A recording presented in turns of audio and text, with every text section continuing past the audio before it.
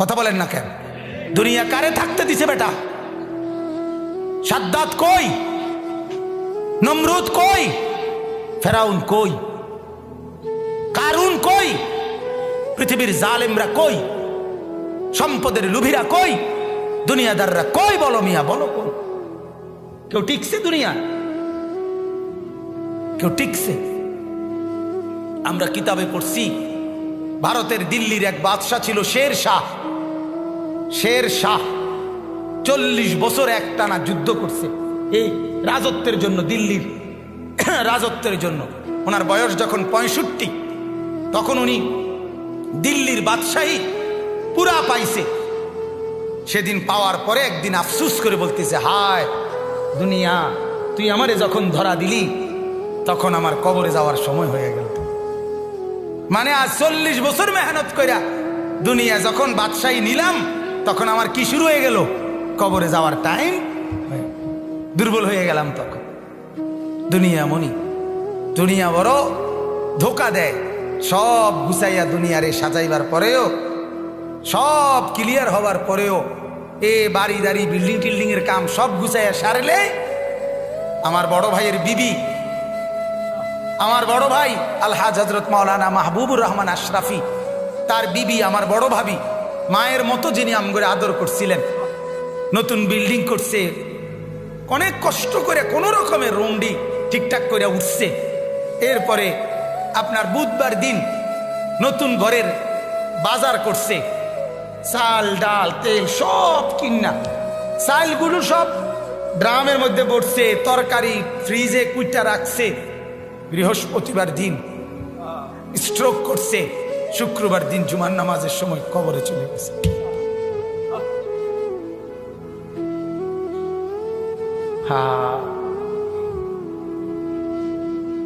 আগামীর পৃথিবী, আগামীর সামনে দাজ্জাল বাজান, আগামীর সামনে দাজ্জাল। দাজ্জাল দেখা যায়, দাজ্জাল দেখা যায়, কিয়ামত দেখা যায়। ইকতারাবা লিন্নাসে হিসাবুহুম, আল্লাহ বলে হিসাবের সময় কাছায় গেছে বান্দা। ইকতারাবাতিস সাআ, আল্লাহ বলে কিয়ামত ঘনায় গেছে বান্দা। আরে যিনি বানানেওয়ালা তিনি বলতেছে, ও আমার বান্দা, আমি না বলছি এই নবী শেষ নবী, এই কিতাব শেষ কিতাব, এই দিন শেষ ধর্ম, আর দিতাম না রে। এরপরে তো আমার সংসার আমি গুছাই এলাম, তাহলে কিসের অপেক্ষা করছেন? আল্লাহ যখন বলবে এই জাহান্নামী, আর কোনো কথা বলতে পারবি না, সাথে সাথে জাহান্নামের আযাবের, জাহান্নামীর গলার আওয়াজ, কথার শব্দ বন্ধ হয়ে যাবে। এরপরে আর কোনো শব্দ জাহান্নামী উচ্চারণ করতে পারবে না। আরো জঘন্য কথা আছে, তাফসীরে মারিফুল কোরআন লিখছে, এরপরে জাহান্নামী কুত্তার মতো ঘেউ ঘেউ করবে, কুকুরের মতো শুধু ঘেউ ঘেউ। বিশ্বাস করেন, সেদিন কিয়ামতের দিন তোমাদের পুরা জিন্দেগির আমল ওজন হবে। এই কথাটা বান্দা আমি আবারও বলছি, এটা আল হক, এটা কিন্তু বাস্তবেই আসলেই সত্য কথা। এটা আসলেই কি আমরা অনেক সময় বলি না, হুজুররা আসলে, হুজুররা কয় যে আসলে যত কয় অত না, যত কয় অত না। এমন বুদ্ধিমান আছে না, কথা বলেন না। আরে বেটা, এই বর্তমান জীবনে দুনিয়ায় হুজুরের সব কথা ধরলে চলতে না। আরে ডাকায় তো, তাহলে তুই যদি চলতি নাই পারস, তাইলে তোর তো আল্লাহ তাআলা দুনিয়া ফাড়াইতো ওরা। সব দইরা আল্লাহর কথা চলতে পারবি দেখেই তো আল্লাহ তোমার দুনিয়া ফাড়াইছে, ঠিক কিনা বলেন নাকি? আল্লাহ তো বলছে আমি বান্দার উপরে সাধ্যের অতিরিক্ত কিছুই চাপাইয়া দেই নাই, জুলুম আমি করতেই পারি না। আল্লাহ জুলুম করতে পারে? কথা বলেন না কেন? তো ইন্নাল্লাহা লা ইয়াযলিমু মিসকালা যাররা, আল্লাহ তাআলা তো এক যাররা পরিমাণও জুলুম করতে পারে না। তো তুমি এটা কি কইলা? তুমি এমনি কেমনে বললে?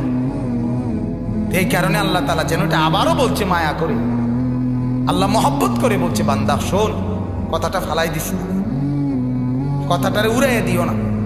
আরে রাহেন কি এর হিসাব কিতাব, এত কিছু ধরলে চলন যাইতো না। আহ, এত কিছু না ধইরা তুমি যে চলাটা চলো রে, পুরা দৈরেও তো মানুষ এই চলাটাই চলো। কথা বোঝেন নাই? আল্লাহকে পুরা বাদ দিয়া, নামাজ রোজা বাদ দিয়া যা কামাই করো শেষ পর্যন্ত বাদ যে দূর খাও, যে বেড়া আল্লাহকে রাজি করে সেজদা করে বাদ খায় ওই বেড়াও এর দূরে খায়, মানে পেট বরণ পর্যন্ত। কথা বোঝেন নাই? আমি পেট বরণ পর্যন্ত খানা খায়। আর পেট ভরা এটা এমন একটা সুন্দর সিস্টেম আল্লাহ তাআলা বানাইছে, এটা ডাল দিয়ে খানা শুরু করলো কিছুক্ষণের মধ্যে পেটে জানায়া দেয় আল্লাহ একদোনা ভরে গেছে। গোস্ত দিয়ে খাইতে বইলো বেটা কিছুক্ষণ পরেই জানায়া দেয় দোস্ত আর লাগবে না, হাত দিয়ে লাও। আবু তালেবকে কি পরিমাণ চেষ্টা করছে বলেন, শেষ মুহূর্ত পর্যন্ত চোখের পানি ফেলে বলছে চাচা, চাচা কালেমা পড়েন চাচা। 38 বছর, 12 বছর থেকে নবীজির বয়স যখন 50 তখন আবু তালেব ইন্তেকাল করছে। 12 বছর বয়সে আব্দুল মুত্তালিব নবীজির দাদা নবীজিকে আবু তালেবের হাতে তুলে দিয়েছে, বলছে আমার এই নাতি মুহাম্মদ, তার বাবা নাই, তোমার হাতে তুলে দিয়ে গেলাম, তুমি মৃত্যু পর্যন্ত তারে আশ্রয় দিও, পাহারা দিও, তার অভিভাবক হিসাবে থাইকো। বাপে মানে দাদা, নবীজির দাদা বলে গেছিল। সেই 12 বছর বয়স থেকে 38 বছর এক টানা মানে 50, নবীজির বয়স যখন 50 তখন আবু তালেব ইন্তেকাল করছে।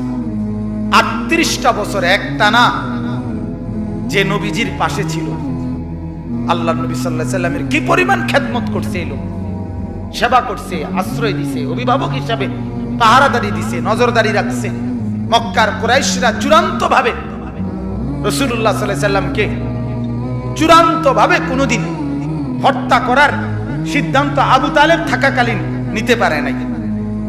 শুধু আবু তালেবের প্রভাব প্রতিপত্তির কারণে, আবু তালেব বড় নেতা ছিল এই কারণে, কিন্তু রাসূলুল্লাহ সাল্লাল্লাহু আলাইহি সাল্লাম সেই চাচার বিনিময়ে এই পরিমাণ চেষ্টা করছে যে চাচা আজ এতটা বছর আপনি আমার পাশে, আপনি কালেমাটা পড়েন চাচা। আবু তালেব বলছে না ভাতিজা, বংশের মুখে চুনকালি মাখতে পারুন না, বংশের কাছে বেইজ্জতি হব, সমাজের কাছে ঘৃণিত হয়ে যাব, আমার নেতৃত্ব থাকবে না, মৃত্যুর পরেও আমি স্মরণীয় নেতা হতে চাই, মৃত্যুর পরেও, অর্থাৎ কুরাইশের নেতাই থাকতে চাই। নাউজুবিল্লাহ।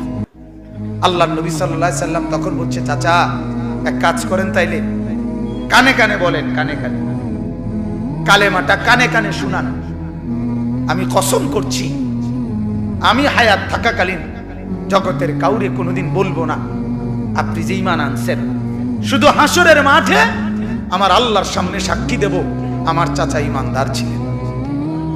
এতদূর সুযোগ দেন, এতদূর সুযোগ।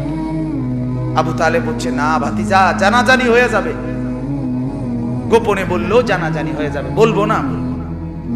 সর্বশেষ আল্লাহ নবী সাল্লাল্লাহু আলাইহি সাল্লাম অঝরে চোখের পানি ছেড়ে দিছে, কাঁদতে কাঁদতে বলছেন চাচা আপনি যদি ঈমান হারা হয়ে কবরে যান, আপনার কবরে আযাব হবে, আপনার জাহান্নামে আযাব হবে, আর আমি ভাতিজা মুহাম্মদ সেটা কেমনে সহ্য করুন চাচা? আপনি আগুনে জ্বলবেন, আমি এটা মেনে নেব কেমনে, মনটারে বুঝাই কেমনে চাচা?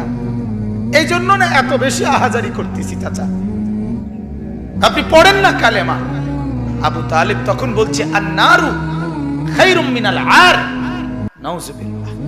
আবু তালেব বলছে মুহাম্মদ, সমাজের কাছে বেইজ্জতি হওয়া এটার চাইতে আগুনে জ্বলা এটা ভালো। আন-নারু খায়রুম মিনাল আর। সমাজের কাছে আর মানে লজ্জিত, লজ্জিত হওয়ার চাইতে জাহান্নামের আগুনে জ্বলবো এটা ভালো। আবু তালেব বলল মুহাম্মদ জাহান্নামের আগুনে প্রয়োজনে জ্বলবো, কিন্তু বেইজ্জতি হইতে দিতাম না। কার কাছে? সমাজের কাছে। কার কাছে বলেন না? আল্লাহর নবী সাল্লাল্লাহু আলাইহি সাল্লাম হাদিসের মধ্যে আছে এরপরে আবু তালেব ইন্তেকাল করছে, মারা গেছে। মারা যাওয়ার পরেও নবী এবার বলতেছে চাচা এবার আমি আল্লাহর কাছে আপনার কাছে আপনার জন্য ইস্তেগফার করব। যতক্ষণ আমার আল্লাহ আমারে নিষেধ না করে ততক্ষণ আমি আপনার জন্য। এবার যেহেতু আর আপনারে বুঝাইতে পারলাম না, এবার আল্লাহকে বলি, আল্লাহকে বলতে থাকি। এবার আল্লাহ নবী চাচার জন্য মাফ চাইতে শুরু করছে। ঠিক তখন ওই নূহ আলাইহিস সালামের মতো আল্লাহ তাআলা আমাদের নবীকেও নিষেধ করছে, মা কানা লিন নাবিয়্যি ওয়াল্লাযীনা আমানু আন ইস্তাগফিরু লিল মুশরিকিন ওয়ালাউ কানু উলি কুরবা বা'দা ইয তাবায়্যানা লাহুম আন্নাহুম মিন আসহাবিল জাহিম। আল্লাহ বলেন, নবী আপনার জন্য উচিত হবে না, কোন ঈমানদারের জন্য উচিত হবে না, তার সবচেয়ে নিকটতম জন যদি কুফরি অবস্থায় মুশরিক অবস্থায় মৃত্যুবরণ করে, তার জন্য আমার কাছে মাফ চাওয়া এটা আপনি এবং আপনার ঈমানদার অনুসারী কারো জন্য জায়েজ নাই, অনুমতি নাই। এরপরে নবী থামে। আমার বলার উদ্দেশ্য হলো ফিকির, বুঝছেন? আমার কথা হলো যে দরদটা কি পরিমাণ ছিল, কথা বুঝছে? আল্লাহ থামানো পর্যন্ত উনি শুধু বলতেই থাকছে, বলতেই থাকছে। হাদিসের মধ্যে আছে, বাপ আল্লাহর নবী বলছে, যখনই জমিনে কোনো বান্দা নাফরমানি করে তখন ওই জমিনের ওই বান্দার পায়ের নিচের মাটিটা, জমিনটা আল্লাহর কাছে আবেদন করে, আল্লাহ আল্লাহ আমার একটু সুযোগ দাও,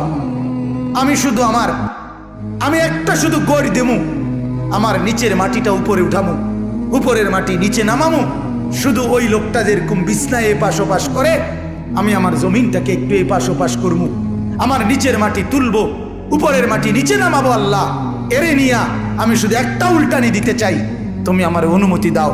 রব্বুল আলামিন তখন বলে ওই জমিনকে, না তুই এমন করিস না, ও যে আমার বান্দা, ওরে না আমি বানাইছি, আরে আমি বানাইছি,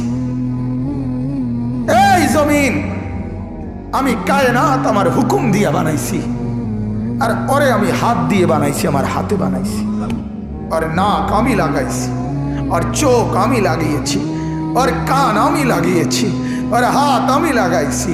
আরে আমি সেই মাওলা, যে মাওলা কুন বললে ফায়াকুন, যে মাওলা ভ বললে হয়ে যায়।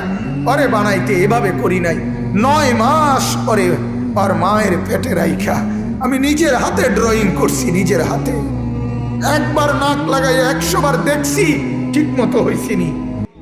একবার চোখ লাগাইয়া কুটিবার দেখছি, ঠিক মতো হয়েছিনি।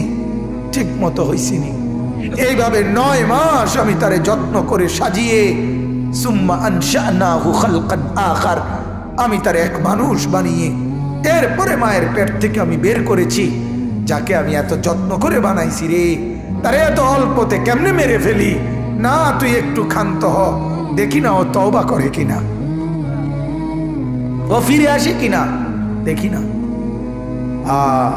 পাকিস্তানের হযরত মাওলানা সৈয়দ আব্দুল মজিদ নদীম সাহেব রহমতুল্লাহ আলাইহি বলতেন যে এক ভেগে যাওয়া সন্তান মাকে ত্যাগ করে, বাবাকে ত্যাগ করে যেই সন্তান চলে গেছিল, 4 বছর পরে 10 বছর পরে 10 বছর পরে সেই সন্তান যদি মার কাছে ফিরে আসে আর চোখের পানি ছেড়ে দিয়া বলে, মা মাফ করে দাও, আমি ভুল করে ফেলছি, সৈয়দ আব্দুল মজিদ নদীম সাহেব বলতেন যে ওই মা ওই সন্তানকে মাফ করতে যদ্দূর দেরি করবে, 90 বছরের ভেগে যাওয়া বান্দা আল্লাহর নাফরমানি করার পরেও 90 বছর পরে যদি একত্রে একদিন এক রাত গভীরে আল্লাহর কাছে চোখের পানি একবার ছেড়ে দেয়, আল্লাহ তাআলা ওই মার আগে রব্বুল আলামিন তাকে মাফ করে দেন।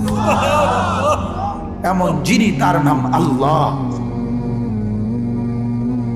যুবক তুই তোকে চিনলি না, হায় হায়, তামসাটাকে জিন্দেগি মনে করলাম। 1 প্লেট বিরিয়ানি দিবে, 1 প্লেট খিচুড়ি দিবে, 2টা জিলাপি দিবে, এর জন্য জিন্দেগিটা কি কামিয়াবি বানাইলা? এটা কি মনে করলা সফলতা? কিছুক্ষণ মোবাইল চালাইলা, কিছুক্ষণ মেয়ে দেখলা, ছবি দেখলা, নাটক দেখলা, নাচ দেখলা, আর কিছুক্ষণ ঘুমিয়ে রইলা, এটাকেই জিন্দেগি মনে করলা। আর আপনারা যারা ব্যবসায়ী কামাই রোজগারি করেন, আর আপনারা এই কিছুক্ষণের কামাই আর বউ বাচ্চার জন্য ভাত মাছ কিনা এই কদ্দুরকে জিন্দিগি মনে করলেন। আহা, এই সামান্য কদ্দুর ফিকির, এটা তো পিঁপড়ার ফিকির। পিঁপড়া পিঁপড়া।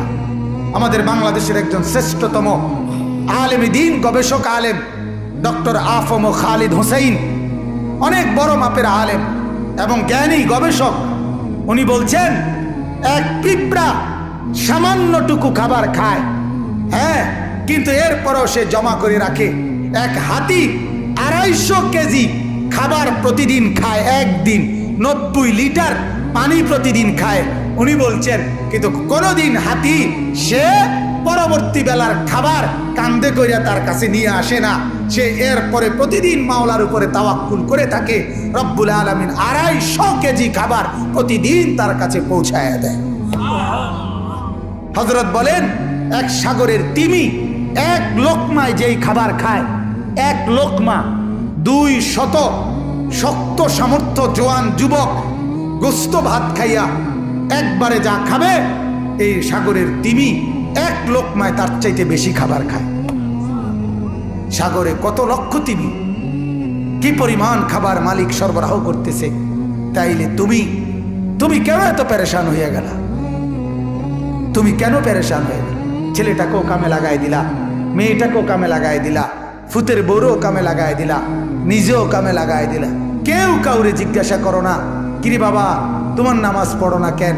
স্বামী স্ত্রীকে বলে না, স্ত্রী স্বামীকে বলে না, বাবা মা সন্তানকে বলে না, সন্তানাদি বাবা মার ফিকির করে না, কারো কোনো ফিকির আখিরাতের নাই। এতগুলো মানুষ মিললে এই ভাত এক লোকমা, ছি ছি ছি ছি।